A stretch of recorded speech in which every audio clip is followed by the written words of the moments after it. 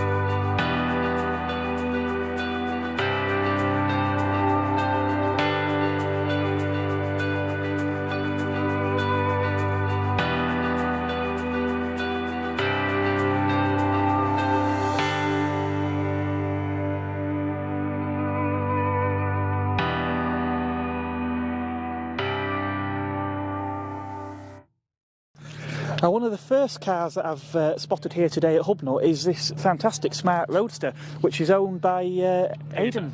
Hello. So why did you buy a Smart Roadster? Well, I actually traded it for a Seat Leon out of the blue. I seen it, thought, yeah, that looks pretty cool. Took it around the block, and it was the most fun that I had at 30 miles an hour, so I thought, I'm having it. Yeah, and that's the thing with cars like this. I mean, it's completely different to a Leon, but it's like you say, it's that fun that you can have even at sensible speeds. It's something that you can't really match in a lot of typical modern daily cars, isn't it? It is, yeah. Obviously, the Leon was faster, and before that I had a V8 Jag. And, I mean, as we were discussing earlier on, you put your foot down, you go quite quickly to the speed limit, and you can't really have as much fun in them. You know, this, you can give it some stick, you know, take it around the bends really quickly, things like that, and without pretty much breaking the speed limit. And now, obviously, it's a sort of 700cc engine. Obviously, small engines generally fuel efficient, but I know from experience, sometimes cars like that, they do egg you on a bit to maybe not drive them as efficiently as you could. How do you find this in terms of running cost? It's pretty good. I mean, my insurance halved, my tax halved. It does 40 to 50 miles per gallon. It's respectable. Yeah, I mean, if you're really giving it some stick, I mean, with it being only 3 cylinders, 700cc, when you get the revs up high, it's going to use more fuel. But in general, it's pretty good. Yeah, a bit like my 2-cylinder Fiat 500 twin air. It's one of these cars. It can be efficient, but they rarely are, because the noise they make, they just sort of egg you on all the time. Every time you come off a roundabout, you end up wanting to put your foot down. It's just the nature of the beast, really, I suppose. Yeah. But no, that's fantastic. Have you actually done any sort of longer trips in this car then? This is the longest trip that I've did, which was 67 miles down here. Right. And the wind noise was horrendous. Yeah, and we were saying earlier about sort of luggage capacity. Obviously, it's not the most generous, but there is space in there. And you mentioned an interesting fact about the design criteria for luggage capacity. Yeah, that's right. When we originally designed it, one of the criteria was it must be able to carry 2 crates of beer. Yeah, which we'll have to inspect that shortly and just see if there's 2 crates of beer. If there's 2 crates of beer, yeah. There is a little bit of capacity in the back as well, but it's sort of a very flat area, isn't it? Yes. Passenger, you ever carry a passenger in there? Yeah, sure. My girlfriend travels down with me today. Yeah, and she like the car? No. Yeah, I've turned up with a few cars that have been questionable at times, so I haven't always met with full approval. But as long as you're enjoying driving it, that's the main thing. Yeah, yeah, it is. Yeah. Long-term plans then for this car? Selling it. Selling it. Yep. So if anyone's interested in a Smart Roadster like this one, there's could be one coming available soon. Right. Well, thank you very much. It's been a pleasure. Thank you very much. So another car that's caught my eye today is this Ford Escort. Now, I've always said I'm not particularly a Ford man, but I think we're all nostalgic about old Fords, because growing up for most of us, they were just everywhere. And one that's really popular these days is the hot ones. So things like this XR3i behind me, for example. Obviously, there's a pre-facelift one as well from the early front-wheel drive Escorts. And I love this colour as well, this blue. Now this car is owned by Robert here, so good morning, Robert. Good morning. Yes, it is. It's Caspian Blue. Right. And I acquired the vehicle in late 2017 and been working on it bits and pieces ever since. Yeah. But what caught my eye, of course, was the colour and, of course, the cloverleaf alloys. Right. I love the wheels. I love the wheels. Yeah. I must admit, it is nice with cars like this, seeing them with sort of period correct specification, because so many of these cars, basically my generation, modified them, you know, beyond recognition in sort of the max power era of the 90s. So to get good surviving original looking cars like this now, it really is a treat. Well, you're correct, it is original. There are no modifications to performance, to the wheels, tyres, anything like that. It's all as it came out of the factory. Yeah. What I've been doing, of course, is making certain that all the controls that it came out of the factory with actually work, which they don't do. Yeah, so the good thing of this era is that cars of this sort of category didn't have as much equipment as cars today, so at least there's less to go wrong, really, I suppose, in terms of electronics and things. Yes, it does have an amplifier on the distributor, which I replaced when it was tending to be a little sluggish starting sometimes, and that cured that problem. Apart from that, the mechanical fuel injection, I've had a service on that, but other than that, no, it is as it came. Yeah, no, it certainly really does look the part. It's a fantastic car. Now I notice you've got the dash covered up there. Now dashes in these cars, I'm guessing from that era, a lot of them have probably cracked with the sun, I'm guessing, by now. How's the one on this? It's not bad. There are a few marks on it, and obviously the club supply these covers for the top dash to prevent the sun from cracking them. But I try and keep it well oiled to stop it drying out. But yeah, I've noticed a few cars here today have got the cracks. Yeah. All makes. The sun just ruins them, doesn't it? Dries them out and ruins them. And I suppose we're a bit lucky here in this country in the sense then that we don't have as much sun as what some countries do. I bet there's some parts of the world where you've probably got cars a fraction of this age that have suffered with a cracked dashboard. So have you done, so this car, has it just come out for shows or does it ever go anywhere further? So far, it's only been in this country. I was thinking of taking it abroad in the near future, but I don't know with the way things are at the present time. The cost of fuel doesn't help, of course. No, of course. Well, I must admit, a few months ago I actually did a European road trip. I drove my car back to Belgium. So it's, all I would say is if you do get the opportunity to do a road trip, it's something that you'll never forget. Yes. So, yeah. Well, it's been fantastic. I've really enjoyed having a chat with you about this car, and thank you very much for talking to me about it today. Thank you. Now, as you can see behind me, we've got this fantastic Vauxhall Nova, and it's a saloon model as well. A bit of a strange thing, Novas were, when I was younger, were always considered quite cool if you had a 3-door with the box arches. Saloons tended to attract a different buyer, usually an older buyer. Obviously saloons were very popular with an older generation back in the day, but now things have changed a bit and they've got a bit of a cult following, and Ben, as you can see, is probably one of the younger drivers, but he's got this Nova, and I must admit it looks in fantastic condition. So Ben, tell me, how did you come to own a Nova Saloon of all things? The Uncle Mike in Scotland, who's sadly no longer with us, me and him were taking his car for an MOT at like a backstreet garage called Church Garage in Stranraer, and this was parked right at the back, sort of out of sight, out of mind. And it only had 10,000 miles on when we picked it up. We only paid £1,000 for it in 2016, almost to this day in April. Yeah. But yeah, it's like I say, it only had 10,000 miles on when we got it. It's had a respray, powder coated the wheels, it's 2 replacement bumpers, but that's pretty much it really. Yeah, it does look showroom fresh. I mean, the paint, the wheels, everything. Obviously this is a later car as well, so we've got the facelifted grille, and the dashboard as well is for the facelift model. So yeah, I mean, the interior isn't actually stock. I have added a couple of little bits. The cigarette lighter, the centre console and the clock. That's all sort of aftermarket, but a period correct upgrade really. People forget how in small cars in the sort of 80s and 90s, how little base cars came with. I mean, I've had known where like the difference between a base model and the next model could be things like a near side door mirror, or a clock, or a door pocket, or a rear wiper. Something else now, people seem to there's a bit of a fad for removing rear wipers, but I remember my dad arguing for hours in a car dealership to get a rear wash wipe included, because on the standard cars you just didn't get one. That's just you just got a blanking plug, and that was it.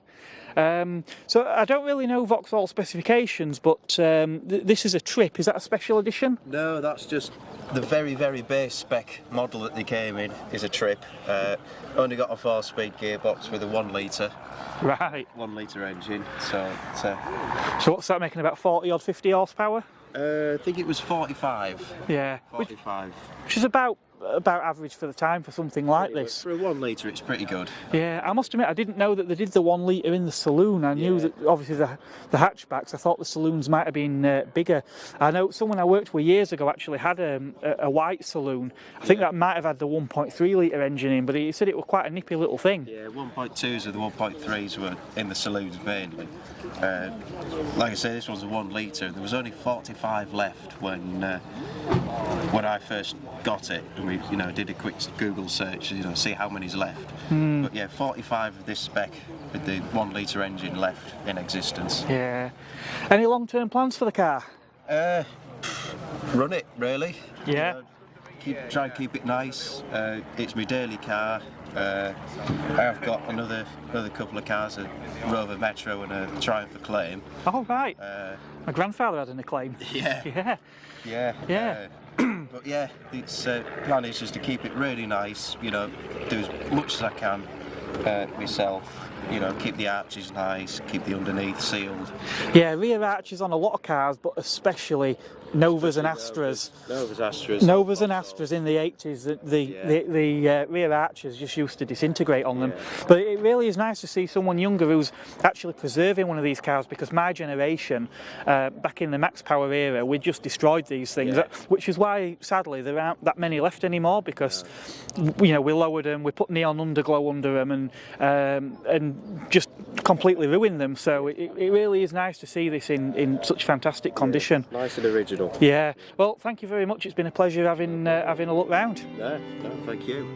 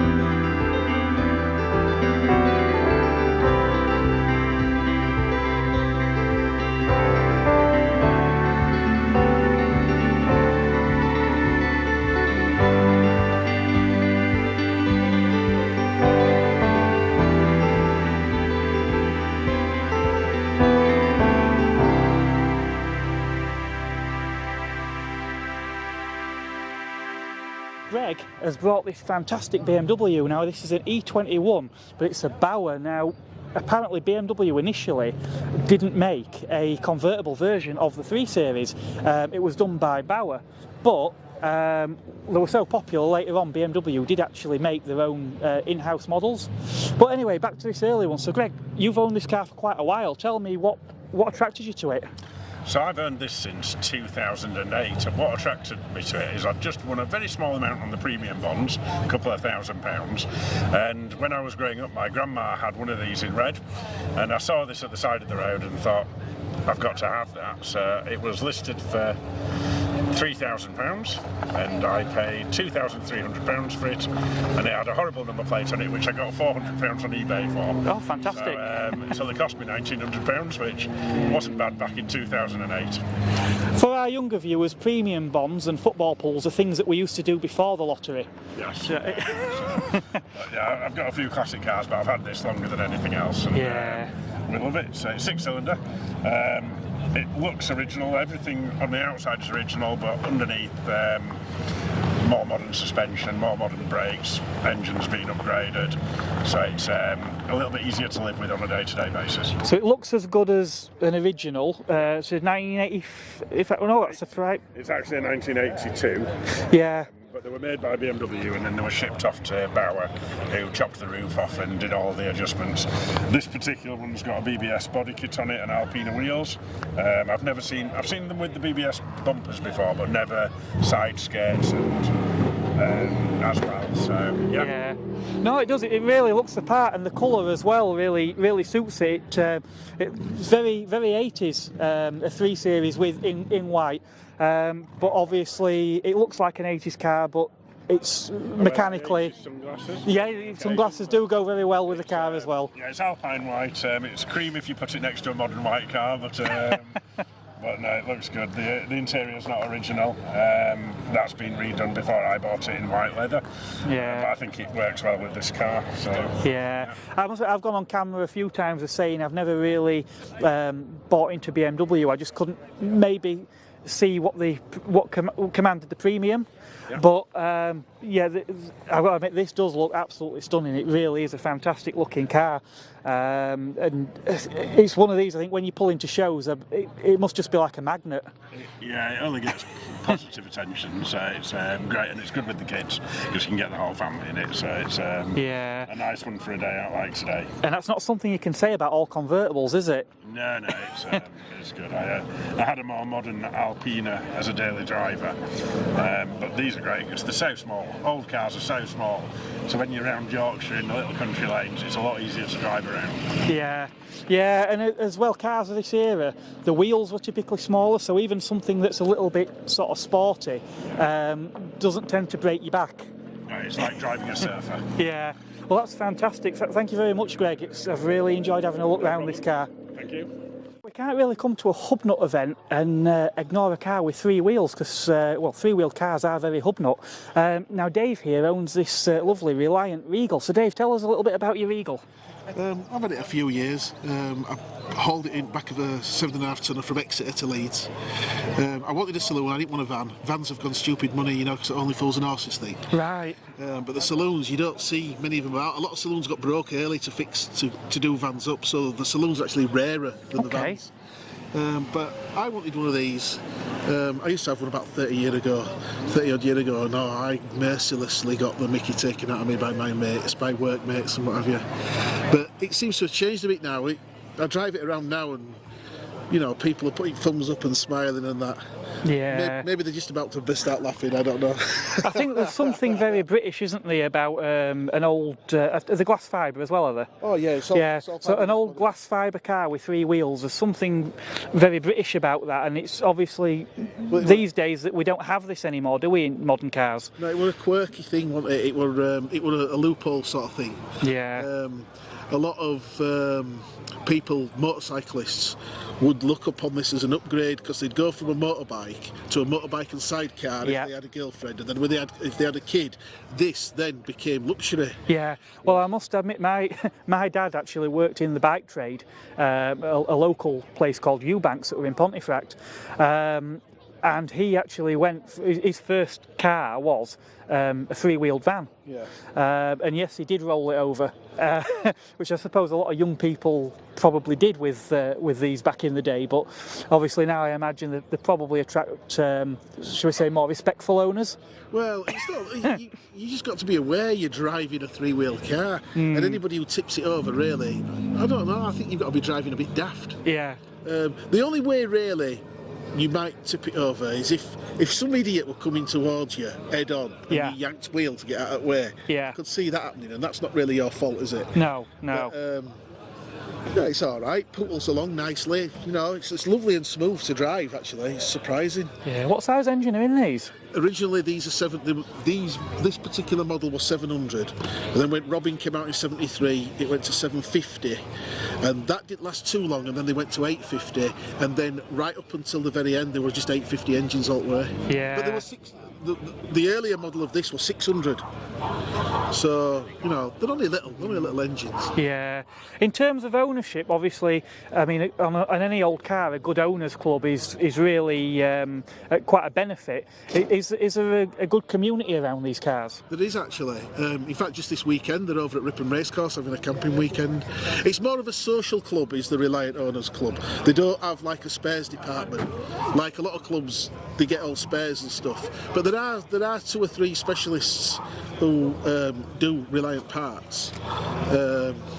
You know, there's a guy down in Malvern, and there's another lad called James who will be there tomorrow. CHG Classics.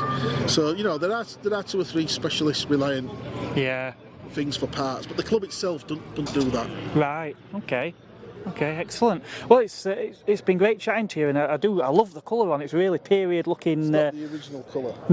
No, I wouldn't have known if you hadn't have said. I honestly wouldn't have known. It does. It really is a stunning little car. So thank you very much for taking the time out to talk to me about it. No worries. Cheers. Excellent. Chris has brought this Honda Accord, really nice car. We've got twin cam lump in there as well. Now I know a little bit about Hondas, but I'm by no means an expert. So Chris, tell us a little bit about the car. This is a 1987 Accord twin cam B20 A-series engine.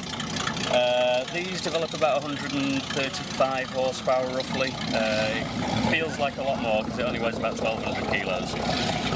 It's my daily driver. So I use it every day. I've put about 10,000 miles on it, owned it just under a year.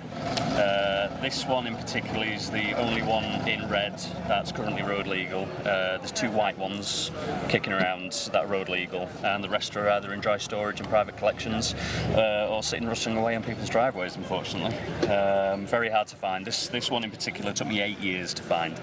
Wow. And you say you use this as a daily, but this is my daily. Being a Honda, I suppose you can. Luckily it does run very, very well. It does use a bit of oil, but with it being the B-series performance engine, I just top it up every 6 or 7 weeks. Yeah. And it runs like a top. It's brilliant. Yeah, excellent. And I've already, I've been having a look. You've got these fantastic little, what are they called? These are Honda Kick and Go scooters, originally made in 1974, sold at the Honda motorcycle dealers back in the day. Used to be able to get them free if you made a purchase of, say, a Honda Cub bike or a CB750. They didn't really last long because unfortunately a child had an accident in the States, and unfortunately with it being America, they just pulled the market, and that's it, no more. Yeah. They're very hard to find. When you do find a good one, they're not cheap anymore. Yeah, I can imagine. It's not completely unlike Honda as well. Obviously, there was the little Honda hatchback they did with the motorcycle that went in the boot. So Honda Jazz, Honda City with the motor compo in the boot. Likewise, me and my son have been on one of those. Old friend of mine had one, and both my kids have a Kick and Go each. Yeah. And it does actually take a full-grown adult, but I wouldn't recommend it. So you'll not be giving us a demonstration then? The boys can. The boys can.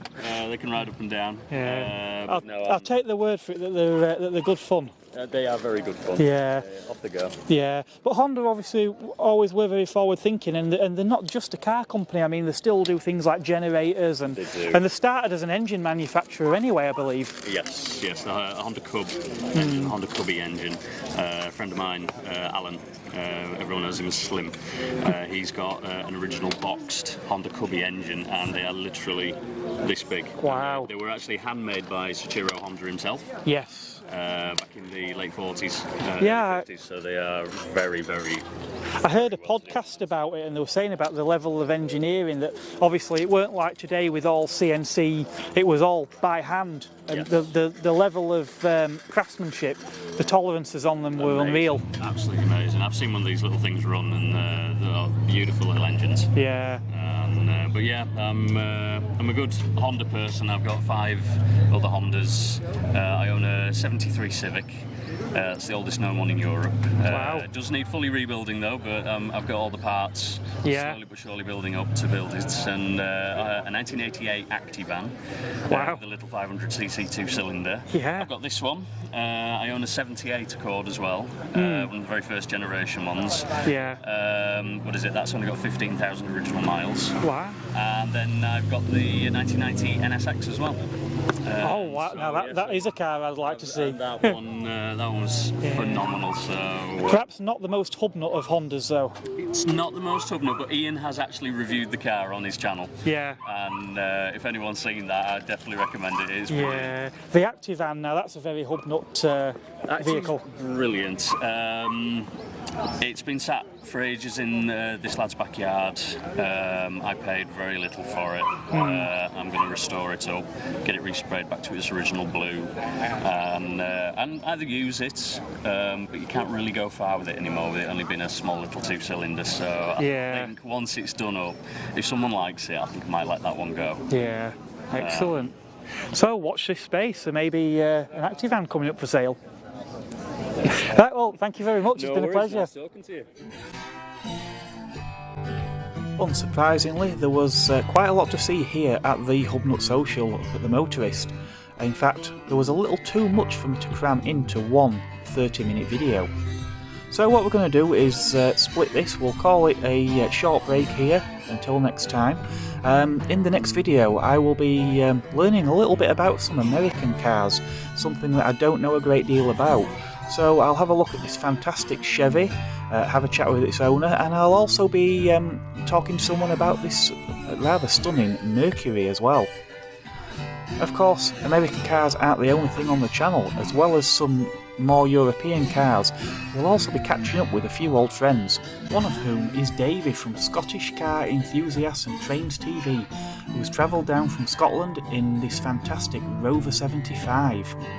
Of course, you can't visit HubNut without speaking to Mr. HubNut himself. So after a quick look around Giselle the GSA, I'll be speaking with Mr. Ian Seabrook, all about HubNut, the channel, the social.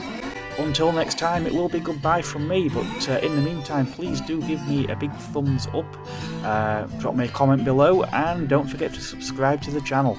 There will be more videos coming along, one of which will be part 2 of the social. In the meantime, you may also like to check out my Megane road trip video, which was also uploaded recently. Thank you very much for watching. Goodbye.